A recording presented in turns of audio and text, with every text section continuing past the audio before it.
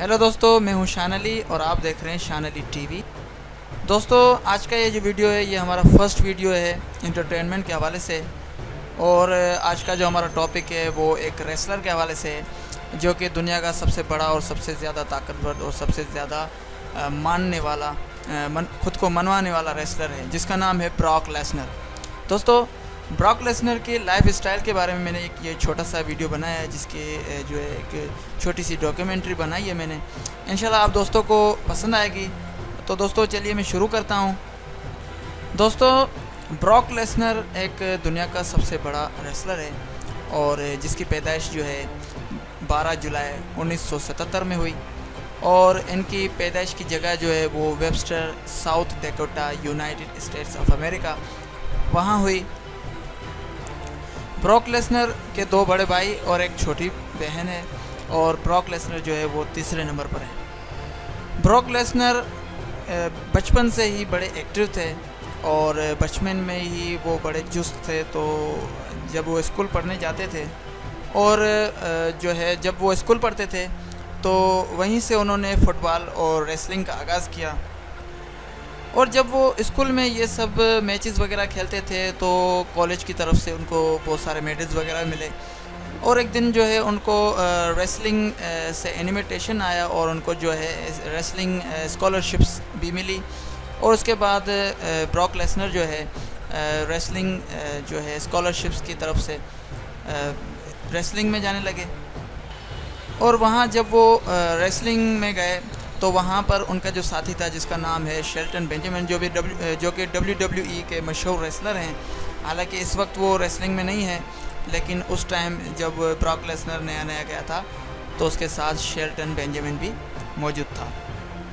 तो Shelton Benjamin जो है ब्रॉक लेसनर के फ्यूचरेड पार्टनर रेसलर थे, जैसे कि टैग टीम के पार्टनर जो 2 खिलाड़ी होते हैं टैग टीम पार्टनर। तो शेल्टन बेंजामिन और ब्रॉक लेसनर जो है वो टैग टीम पार्टनर थे और ब्रॉक लेसनर जो है शेल्टन बेंजामिन के साथ ही रेसलिंग की प्रैक्टिस वगैरह किया करते थे एक ही रूम में। और ब्रॉक लेसनर जो है कॉलेज में 4 साल जो रेसलिंग हुई थी और 4 साल रेसलिंग में उन्होंने 106 मैचेस खेले। उनमें से 101 मैचेस में उन्हें कामयाबी हासिल हुई, बाकी जो 5 मैचेस थे उनमें उनको नाकामी का सामना करना पड़ा। उसके बाद जो है जब 17 साल के हुए ब्रॉक लेसनर तो उन्हें आर्मी नेशनल गार्ड भेजा गया और वो वहाँ जॉब करने लगे।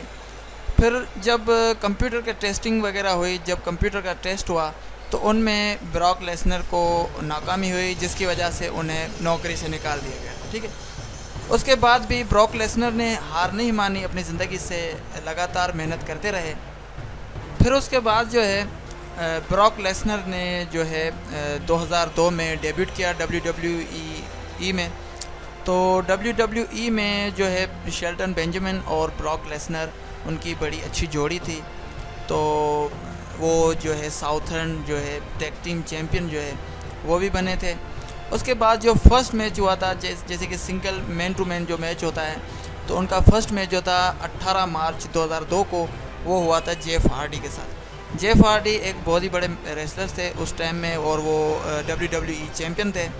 तो उनका फर्स्ट मैच हुआ और फर्स्ट मैच ब्रॉक लेसनर ने जेफ हार्डी से जीत लिया और वो टाइटल अपने नाम किया। ब्रॉक लेसनर ने उसके बाद जो है 2002 में किंग ऑफ द रिंग का टाइटल जीता और उसके बाद 2003 में रॉयल रंबल भी चैम्पियन बने, रॉयल रंबल विनर बने। ठीक है। ब्रॉक लेसनर एक ऐसे खिलाड़ी थे जिसने बहुत ही कम उम्र में ये एजाज़ हासिल किया किंग ऑफ द रिंग का और रॉयल रंबल के विनर का। और उसके बाद जो है रेसलमेनिया 20 में ब्रॉक लेसनर का मुकाबला हुआ था गोल्डबर्ग के साथ। फिर उसके बाद ब्रॉक लेसनर वो मैच हार गए और उसी दिन जो है उसी रेसलिंग में ब्रॉक लेसनर ने बाय बाय किया WWE को और अलविदा कहा WWE को। तो वो WWE से चले गए। फिर उसके बाद जो है ब्रॉक लेसनर NFL जो फुटबॉल कंपनी है जैसे कि प्रोफेशनल फुटबॉलर जो होते हैं NFL के, तो उनका ख्वाब यही था कि मैं एक प्रोफेशनल फुटबॉलर चैम्पियन बनना चाहता हूँ। तो उन्होंने 2004 और 2005 में जो है NFL फुटबॉल के गेम्स वगैरह खेले, लेकिन उन्हें कामयाबी हासिल नहीं हुई। उसके बाद 2005 में ब्रॉक लेसनर ने न्यू जापान प्रो रेसलिंग में शानदार जो है ज्वाइनिंग की और फर्स्ट मैच में ही उन्हें कामयाबी हासिल हुई और न्यू जापान प्रो रेसलिंग की तरफ से उन्हें एक टाइटल भी हासिल हुआ। उसके बाद दोस्तों ब्रॉक लेसनर ने जून 2007 में UFC के साथ कॉन्ट्रैक्ट किया और 2007 अक्टूबर में जो है उन्होंने डेब्यूट किया UFC के जो फाइट में, जो रियल फाइट है UFC की। लेकिन उन्हें फर्स्ट मैच में नाकामी हुई और दूसरे मैच में जो है उन्हें कामयाबी हासिल हुई, तो उन्होंने अपने आप को UFC फाइट में मनवाया। और नवंबर 2008 में जो है ब्रॉक लेसनर जो है UFC चैम्पियन बने और बहुत ही शानदार चैम्पियनशिप रही इनकी और बहुत ही अच्छा इनका कैरियर रहा UFC फाइट में। फिर उसके बाद दोस्तों कुछ वक्त के बाद जो है अप्रैल 2012 में ब्रॉक लेसनर WWE में रिटर्न हुए, वापसी हुई उनकी। और उसके बाद रेसलमेनिया 33 में जो है रेसलमेनिया 30 में उन्होंने दी अंडरटेकर को हराया और अंडरटेकर का जो 30 साल रिकॉर्ड था, 33 साल रिकॉर्ड जो था, उन्होंने जो है उसी दिन ख़त्म कर दिया और वहाँ पे रोक दिया। ये वाहिद खिलाड़ी थे जिन्होंने अंडरटेकर को फर्स्ट मरतबा रेसलमेनिया में हराया और चैम्पियनशिप अपने नाम कर ली। उसके बाद दोस्तों ब्रॉक लेसनर ने 2016 में फिर UFC फाइट में जो है वापसी की और उन्होंने मैच खेलकर अपने नाम किया। लेकिन जो है UFC की एंटी डोपिंग पॉलिसी जो है उसके तहत ब्रॉक लेसनर को सस्पेंड किया गया 1 साल के लिए उस मैच के बाद, और जो हरीफ था उसको दोबारा विनर करार दे दिया गया और ब्रॉक लेसनर को $2.5 लाख का जुर्माना भी भरना पड़ा 2016 में। फिर उसके बाद ब्रॉक लेसनर ने सर्वाइवर सीरीज़ में गोल्डबर्ग का सामना किया, लेकिन सर्वाइवर सीरीज़ में फिर उसके बाद रेसलमेनिया 33 में गोल्डबर्ग का सामना ब्रॉक लेसनर से दोबारा हुआ और ब्रॉक लेसनर ने बुरी तरह गोल्डबर्ग को हराकर और जो है यूनिवर्सल चैम्पियनशिप जो टाइटल था अपने नाम किया।